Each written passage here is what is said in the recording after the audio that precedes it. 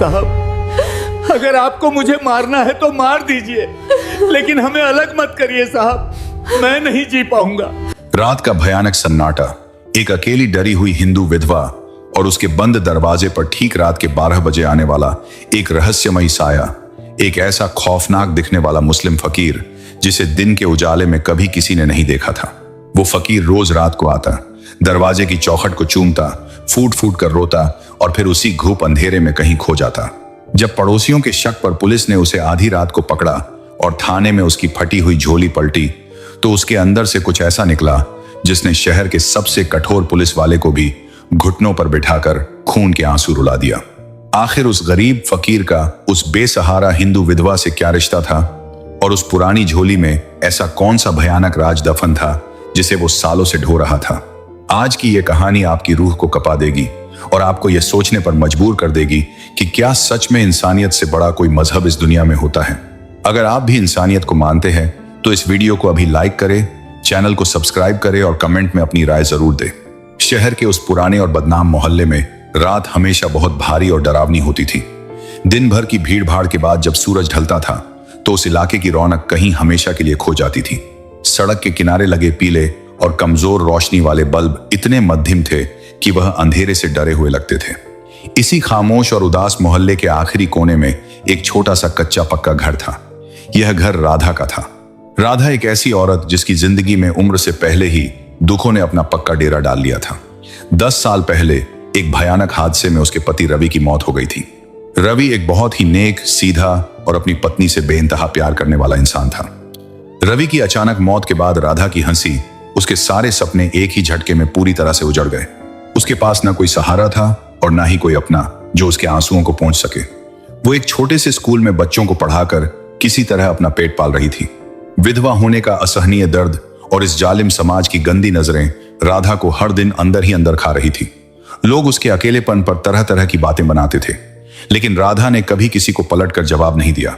वो बस अपने अंधेरे कमरे में रवि की पुरानी तस्वीर को सीने से लगाकर रात भर रोती रहती थी। लेकिन पिछले कुछ महीनों से राधा की रातों की नींद एक अजीब से खौफ ने पूरी तरह छीन ली थी। उसका अकेलापन अब बहुत ज्यादा डरावना हो गया था। रात के ठीक 11:50 होते ही राधा के दिल की धड़कन तेज हो जाती थी। वो अपने बिस्तर पर एक कोने में दुबक जाती, हाथों में भगवान की मूर्ति कसकर पकड़ लेती और डरी हुई आंखों से दरवाजे की तरफ देखने लगती, क्योंकि ठीक 12 बजे उसके घर के बाहर एक खौफनाक सिलसिला शुरू होता था। किसी के भारी और थके हुए कदमों की आवाज, एक पुरानी लाठी के सड़क पर घिसटने की खौफनाक आवाज, टक टक टक। यह कोई और नहीं बल्कि एक बूढ़ा मुस्लिम फकीर था। लंबी सफेद दाढ़ी, सिर पर पुरानी हरी टोपी, फटा हुआ कुर्ता और कंधे पर लटकती एक बहुत ही पुरानी सूती झोली। वो फकीर रोज रात ठीक 12 बजे राधा के बंद दरवाजे पर आता था। वो बस उस बंद दरवाजे के सामने खड़ा रहता था। कुछ देर बाद उसके कांपते हुए कमजोर हाथ धीरे से उठते और राधा के घर की चौखट को बहुत ही सम्मान के साथ छूते। वो कुछ पल के लिए अपनी आंखें बंद करता, आसमान की तरफ देखता और उसके सूखे हुए होंठ कुछ बुदबुदाने लगते और फिर उसकी धंसी हुई आंखों से गर्म आंसुओं की धारा बहने लगती। वो बिना कोई आवाज किए वापस उसी घुप अंधेरे में लौट जाता जहां से वो आया था। राधा ने कई बार अपनी खिड़की की टूटी हुई झिर्री से उस फकीर को ऐसा करते हुए देखा था। जब यह सिलसिला हर रात होने लगा, एक भी रात का नागा नहीं हुआ, तो राधा का डर एक भयानक दहशत में बदल गया। एक बेसहारा हिंदू औरत के घर के बाहर रात के 12 बजे अनजान मुस्लिम फकीर का आना किसी डरावने सपने से कम नहीं था। राधा ने दहशत के मारे मोहल्ले के कुछ लोगों को रोते हुए यह बात बताई। पड़ोस में रहने वाले रमेश ने पूरी बस्ती में आग लगा दी। रमेश ने चौराहे पर चिल्लाकर बताया, वो आदमी कोई साधारण फकीर नहीं है, जरूर कुछ काला काम कर रहा है राधा के घर के सामने। कि ये कोई जादू टोना करने वाला खतरनाक तांत्रिक है जो राधा के घर पर बुरी नजर डाल रहा है। कुछ लोगों ने तो अपनी नीचता की हदें पार कर दी। उन्होंने कहना शुरू कर दिया कि जरूर राधा का ही इस बूढ़े से कोई चक्कर होगा। ये गंदे ताने राधा के सीने में खंजर की तरह चुभते थे। उसने अपने पड़ोसियों से हाथ जोड़कर रोते हुए मदद मांगी कि इस खौफ का अंत किया जाए। एक रात मोहल्ले के लोगों ने खौफनाक योजना बनाई। उन्होंने तय किया कि आज रात उस फकीर को रंगे हाथों पकड़ा जाएगा। रात बहुत गहरी हो चुकी थी। मोहल्ले के नौजवान हाथों में लाठियां, लोहे के डंडे और टार्च लेकर राधा के घर के आसपास अंधेरे में छुप गए। राधा अपने कमरे में सहमी हुई बैठी थी। जैसे ही घड़ी ने 12 बजाए, वही जानी पहचानी आहट गली के नुक्कड़ से शुरू हो गई। टक टक टक। वो बूढ़ा फकीर अपनी थकी हुई चाल से सीधा राधा के दरवाजे के पास आकर रुका। उसने अपनी लाठी दीवार पर टिकाई, कांपते हाथों से चौखट को छुआ और रोने लगा। तभी अचानक रमेश ने एक तेज सीटी बजाई। चारों तरफ से टार्च की तेज रोशनी फकीर के चेहरे पर पड़ी। मोहल्ले वालों ने उसे चारों तरफ से घेर लिया। एक आदमी ने फकीर की लाठी छीनकर दूर फेंक दी। फकीर बुरी तरह घबरा गया। उसने कांपते हाथ जोड़ लिए और बोला, मुझे छोड़ दो भाइयों, मैं तो बस यहां जियारत करने आता हूं। लेकिन एक नौजवान ने पीछे से उसे जोर से धक्का दे दिया। बूढ़ा फकीर जमीन पर धड़ाम से गिर पड़ा। रमेश ने फकीर का गिरेबान पकड़ लिया और उसे जमीन से घसीटते हुए झकझोरने लगा। बस्ती वालों ने बिना कोई रहम खाए उस बूढ़े को लात घूंसों और डंडों से बेरहमी से मारना शुरू कर दिया। फकीर दर्द से कराह रहा था, लेकिन उसने बस अपनी फटी हुई झोली को अपने सीने से पूरी ताकत से कसकर चिपका लिया। वो बार बार बस यही कह रहा था कि मेरी झोली मत छीनो, मुझे मार लो लेकिन मेरी झोली मत छीनो। राधा दौड़कर बाहर आई और चीखते हुए भीड़ से बोली कि छोड़ दो उसे, मत मारो उस बूढ़े को। तभी मोहल्ले के चौराहे से पुलिस की एक जीप तेज सायरन बजाती हुई वहां पहुंच गई। जीप से इंस्पेक्टर विक्रम बाहर निकले। विक्रम शहर के सबसे कड़क और सख्त पुलिस वालों में गिने जाते थे। विक्रम ने चिल्लाकर भीड़ को पीछे हटाया। उसने जमीन पर खून से लथपथ पड़े उस फकीर को देखा। रमेश ने हाथ जोड़कर बड़ा चढ़ाकर बताया कि यह आदमी खतरनाक तांत्रिक है। विक्रम ने अपने सिपाहियों को इशारा किया, फकीर को जीप में डालो और इसकी झोली भी छीन लो। एक बेरहम हवलदार ने फकीर से झोली छीन ली। फकीर बच्चों की तरह रोता रहा, लेकिन किसी ने उसकी एक नहीं सुनी। उसे जीप में डालकर थाने ले जाया गया। रात के 1 बज चुके थे। थाने का माहौल बहुत डरावना और ठंडा था। फकीर को एक ठंडे कमरे में जमीन पर बैठा दिया गया। इंस्पेक्टर विक्रम कुर्सी खींचकर फकीर के ठीक सामने बैठ गए। क्या नाम है तेरा? विक्रम ने कड़कती आवाज में पूछा। फकीर ने कांपते हाथों से चेहरे से खून पोंछा और बोला, मेरा नाम रहमत अली है साहब, मैं तो बस उस दरवाजे की जियारत करने जाता हूं। विक्रम को तेज गुस्सा आया। सच सच बता कि तू उस औरत के घर के बाहर आधी रात को क्या करने जाता था? क्या इरादा था तेरा चोरी करने का, या कोई गंदी नजर थी? रहमत अली ने रोते हुए कान पकड़े। तौबा साहब, वो औरत मेरे लिए मेरी बेटी जैसी है, मैं तो बस उस घर की हिफाजत करने जाता था। विक्रम का दिमाग चकरा गया। एक गरीब मुस्लिम फकीर और एक हिंदू औरत के घर की हिफाजत। विक्रम ने पिछले 15 दिनों की सीसीटीवी फुटेज मंगवाई। फुटेज में साफ दिख रहा था कि रहमत अली हर रात आता था, बहुत सम्मान से चौखट को छूता था, कुछ पल रोता था और वापस लौट जाता था। कोई चोरी नहीं, बस एक खामोश इबादत। विक्रम समझ गया कि इसके पीछे कोई गहरा सच है।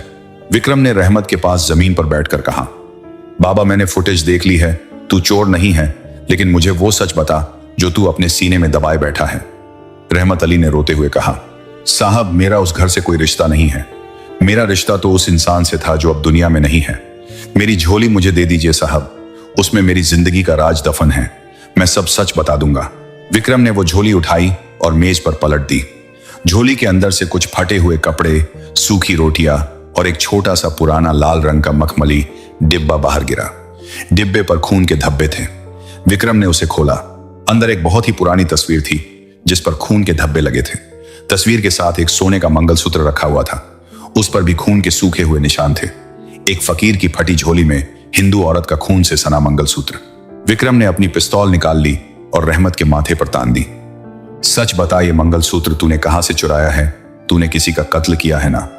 रहमत अली जमीन पर सिर पटकते हुए बोला, नहीं साहब, मैंने कोई कत्ल नहीं किया। ये मंगलसूत्र मेरा नहीं, मेरे भगवान का है, ये मेरे रवि बाबू का है। रवि का नाम सुनते ही विक्रम को जोरदार झटका लगा। उसे याद आया कि राधा के पति का नाम रवि था। तस्वीर में रहमत अली के साथ एक नौजवान था जिसके माथे पर चंदन का टीका लगा था। विक्रम समझ गया कि मामला पुलिस की समझ से बाहर है। उसने पिस्तौल नीचे की। मुझे पूरी बात बता रहमत, शुरू से।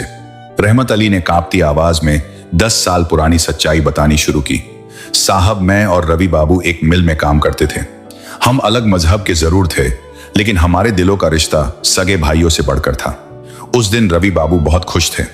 उन्होंने अपनी पत्नी राधा के लिए शादी की सालगिरह पर यह मंगलसूत्र खरीदा था।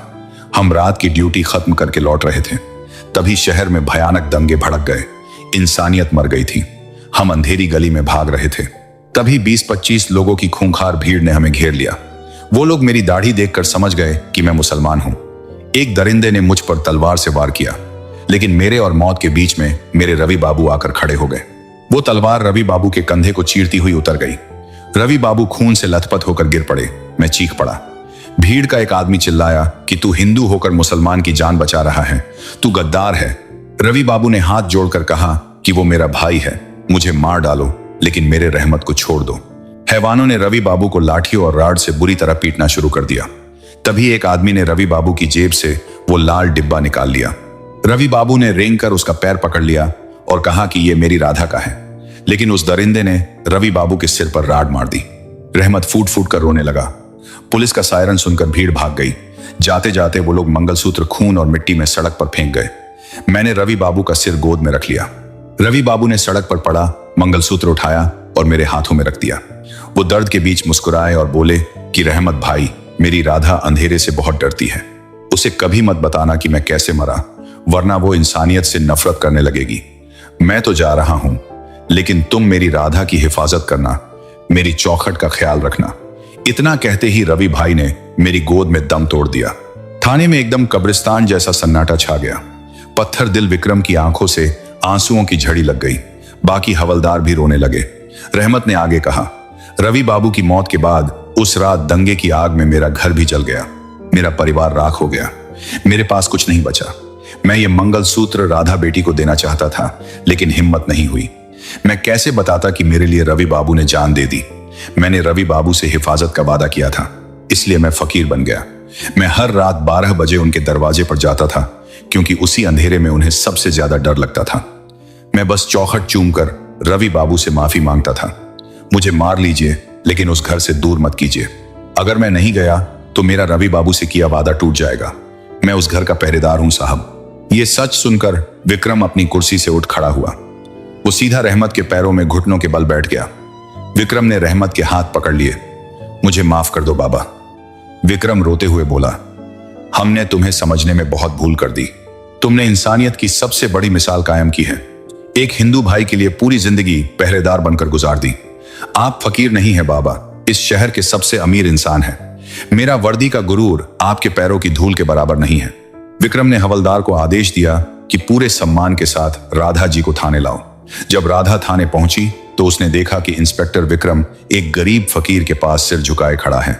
विक्रम ने वो लाल डिब्बा और खून से सना मंगलसूत्र राधा के सामने रख दिया। बहन, क्या तुम इसे पहचानती हो? राधा सांसें रोककर मंगलसूत्र को सीने से लगाकर चीख पड़ी।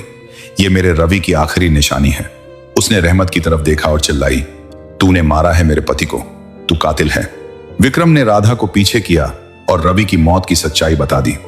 कैसे रवि ने दोस्त की जान बचाने के लिए जान दे दी और कैसे ये बूढ़ा पिछले 10 सालों से हर रात एक मरे हुए दोस्त की पत्नी की हिफाजत कर रहा था। अपना परिवार खोकर भी वादा निभा रहा था। पूरा सच सुनते ही थाने में चीखें गूंज उठी। राधा जमीन पर गिर पड़ी और दहाड़े मारकर रोने लगी। उसे आज अपने पति पर गर्व हो रहा था। उसका पति एक महान इंसान था और यह फकीर उस बलिदान का गवाह था जिसने सब लुटा दिया था। राधा घिसटते हुए रहमत के पास गई। उसने रहमत बाबा के हाथ चूमकर माथे से लगा लिए। मुझे माफ कर दीजिए बाबा, राधा रोते हुए बोली। मेरे पति ने आपके लिए जान दी तो आपने भी मेरे लिए पूरी जिंदगी न्यौछावर कर दी। मेरा रवि कहीं नहीं गया था, वो आपके रूप में हर रात हिफाजत करने आता था। आज से आप सड़कों पर नहीं, मेरे पिता बनकर मेरे घर में रहेंगे। रहमत अली ने राधा को सीने से लगा लिया। बेटी, मैं डरता था कि तुम मुझे कातिल समझोगी, लेकिन मैं एक पिता हूं, अपनी बेटी को अकेला कैसे छोड़ सकता था। थाने में मौजूद हर इंसान का दिल भर आया। विक्रम ने उसी रात मोहल्ले वालों को बुलाया। जब रमेश और बाकी लोगों को सच पता चला तो सब रहमत बाबा के पैरों में गिर पड़े और रोते हुए माफी मांगी। अगली सुबह शहर के अखबारों में खबर छपी। रोज रात 12 बजे हिंदू विधवा के घर आता था ये रहस्यमयी मुस्लिम फकीर। पूरे शहर में रहमत बाबा और रवि की बहादुरी के चर्चे होने लगे। लोग समझ गए कि इंसानियत से बड़ा कोई मजहब नहीं है। उस दिन के बाद से राधा की जिंदगी हमेशा के लिए बदल गई। अब वो मोहल्ले की एक बेसहारा और मनहूस विधवा नहीं थी, वो पूरे शहर की बेटी बन गई थी। और रहमत अली अब कोई सड़कों पर भटकने वाला फकीर नहीं था, वो राधा के घर का मुखिया बन गया था। राधा ने रहमत बाबा को अपने घर में रख लिया। जो मोहल्ले वाले पहले राधा पर ताने मारते थे, अब वो उसी दरवाजे पर सिर झुकाकर इज्जत देते थे। और वो घर जो 10 साल से मातम का घर बना हुआ था, अब वहां फिर से सुकून की सांस ली जा रही थी। घर के आंगन में एक खाट पर रहमत बाबा बैठते थे और राधा उनके लिए अपने हाथों से चाय बनाकर लाती थी। उस घर में ना कोई हिंदू था ना कोई मुसलमान। वहां सिर्फ एक पिता और उसकी बेटी थी। एक ऐसा रिश्ता जो किसी खून या किसी धर्म से नहीं बना था, बल्कि वो इंसानियत और बलिदान की सबसे मजबूत डोर से बंधा हुआ था। ये कहानी हमें सिखाती है कि हम बिना सोचे समझे किसी पर भी शक कर लेते हैं। हम लोगों को उनके कपड़ों से, उनके रंग से, उनके धर्म से तौलते हैं, लेकिन हम ये भूल जाते हैं कि हर इंसान के सीने में एक दिल धड़कता है और उस दिल में कई ऐसे राज छुपे होते हैं जो दुनिया की सोच से बहुत परे होते हैं। रवि ने अपनी जान देकर इंसानियत की जो मिसाल कायम की थी, रहमत बाबा ने अपनी पूरी जिंदगी उस मिसाल की हिफाजत करने में लगा दी। जब तक दुनिया में ऐसे लोग जिंदा हैं, तब तक कोई नफरत, कोई दंगा, कोई मजहबी कट्टरता इंसानियत को नहीं हरा सकती। कभी किसी को सिर्फ उसकी शक्ल या उसके हालात से मत आकिए। क्या पता जिसे आप पत्थर समझ रहे हैं वो असल में वो हीरा हो जिसने किसी की पूरी जिंदगी रोशन कर रखी हो। तो दोस्तों, ये थी एक ऐसी सच्ची और दिल को चीर देने वाली कहानी जिसने थाने की मजबूत दीवारों को भी रुला दिया था। आज के इस दौर में जहां लोग छोटी छोटी बातों पर धर्म और मजहब के नाम पर लड़ने मरने को तैयार हो जाते हैं, वहां रहमत बाबा और रवि की ये कहानी हमें ये सिखाती है कि खून का रंग लाल ही होता है, चाहे वो हिंदू का हो या मुसलमान का। जब दर्द होता है तो आंखों से निकलने वाले आंसुओं का कोई धर्म नहीं होता। इंसानियत से बढ़कर ना कोई खुदा है ना कोई भगवान। उम्मीद है इस कहानी ने आपके दिल में भी इंसानियत के लिए एक नई जगह बनाई होगी। अगर आपको ये कहानी दिल की गहराइयों तक छू गई हो, अगर आपको भी लगता है कि हमारे समाज को आज नफरत की नहीं बल्कि रहमत बाबा जैसी इंसानियत की जरूरत है, तो इस कहानी को हर उस इंसान तक जरूर शेयर करें जो धर्म के नाम पर नफरत फैलाता है। उन्हें बताएं कि जब बात जान पर आती है तो सिर्फ इंसानियत ही काम आती है।